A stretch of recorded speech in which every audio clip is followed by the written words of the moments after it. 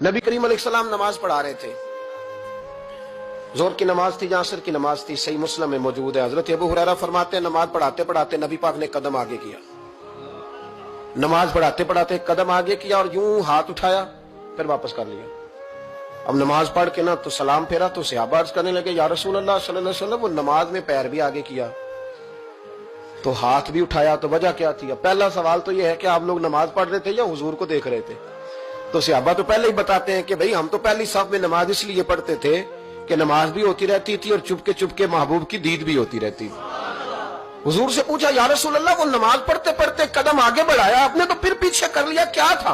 और हाथ उठाया तो फिर आपने नीचे कर लिया। तो नबी करीम फरमाने लगे नमाज पढ़ाते पढ़ाते जब मैंने कहा ना समी अल्लाहु लिमन हमीदा, अचानक मेरी नजर उठी तो जन्नत में चली गई।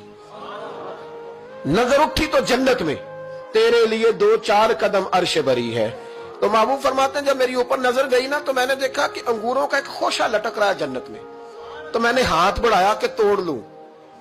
हुजूर खड़े हैं मस्जिद नबवी में और फरमाते हैं कि मैं यहां खड़े होकर हाथ ऊंचा करूं तो मेरा जन्नत तक पहुंच जाता है। फरमाया मेरा इरादा हुआ कि वो खोशा जन्नत का तोड़ लूं और जरा मैंने पैर आगे बढ़ाया ही था तो मेरे दिल में ख्याल आया कि जन्नत राज है तो राज ही रहनी चाहिए, ये राज खोल गया तो मजा नहीं आएगा।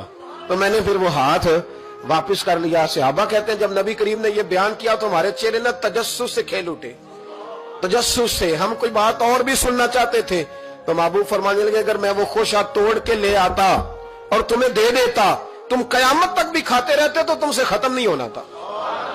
ये सही मुस्लिम की हदीस है। ओ भाई, मेरे रसूल करीम के वाक़या में राज पे शिकवा करना, कहना समझ में नहीं आती कैसे गए थे। तो तू जो चाहे तो हर शब हो मिसाले शब असरा, इसलिए कि तेरे लिए 2-4 कदम